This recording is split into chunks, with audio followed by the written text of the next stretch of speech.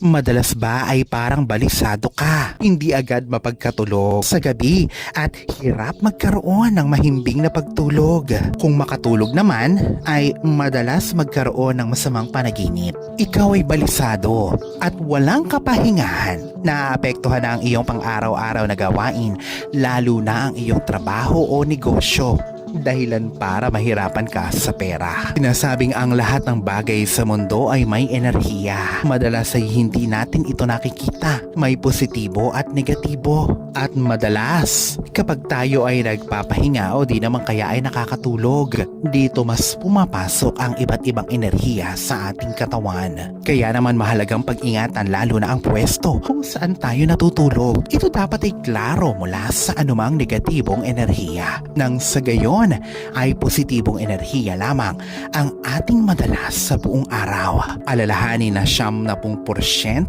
ng aktibidad sa araw-araw ay nasa silid-tulugan o higaan. Kaya mainam na malaman mo ang mga ito. Ito ang mga bagay na dapat mong alisin o ilayo sa iyong tulugan o silid-tulugan para makaiwas sa anumang kamalasan. Ito ay 6 na bagay base na din sa Feng Shui at Vastu.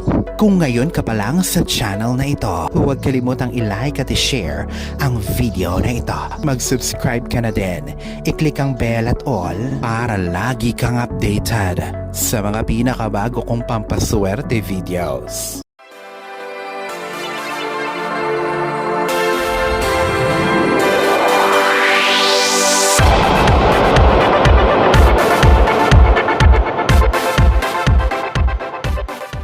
Huwag mong ilalapit ito o ipwepwesto malapit sa iyong higaan o huwag ipwesto sa loob ng silid-tulugan.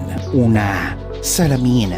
Ang salamin ay kayang magdoble o mag-reflect o magpalakas ng enerhiya. Ang mga salamin ay may kakayanang maghawak ng negatibong enerhiya na dahilan ng mga bangungot at paputol-putol na tulog. Ayon sa astrolohiya, kung kailangan mo talaga ng salamin, mas maigi na talukbungan ito sa gabi o sa pagtulog o hindi ito dapat na nakatapat sa kama o tulugan.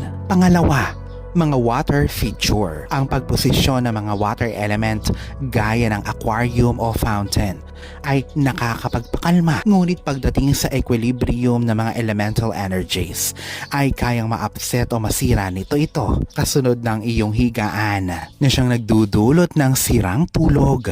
Alisin ito dito para sa energetic balance. Pangatlo, mga clutter o kalat. Importante sa Feng Shui ang kaayusan at walang kalat sa loob ng bahay. Ang sobrang kalat ang siyang humaharang sa positibong enerhiya na siyang pwede magdulot ng walang kapahingahan at naaantalang pagtulog. Panatilihing malinis ang iyong silid-tulugan. Iwasan din yung mga maduduming bagay malapit sa iyong higaan gaya ng sapatos at maruruming damit. Pang-apat, iwasan din ang paglalagay ng halamang malalaki, lalong-lalo na yung matitinik. Inaantala ng enerhiya ng mga ito ang kakalmaduhan ng iyong silid-tulugan. Ang 5, higit na hindi dapat malapit ang higaan sa mga electronic devices gaya ng computer, TV, cellphone at iba pa. Ang EMF o electromagnetic field mula sa mga electronic devices na ito ang sumisira sa kabalansihan ng enerhiya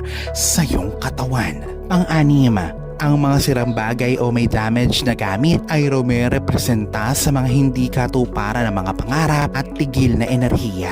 Gagawin ka nitong iritable o mabigat ang kalooban, kaya hirap ka din sa pagtulog o di naman kaya ay madalas na pangit ang iyong gising. Gawing sanktuaryo ang iyong tulugan. Subukan ang alisin ang mga bagay na makakasira sa iyong enerhiya at siyang makakaharang sa kasaganahan at swerte.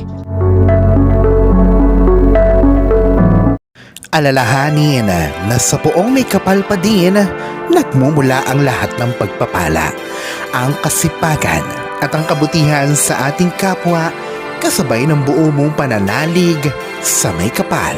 Ang siya pa rin na dapat ay manaig. Ang mga ito ay mga gabay lamang. This is Fiddle Rosario. Thank you for watching.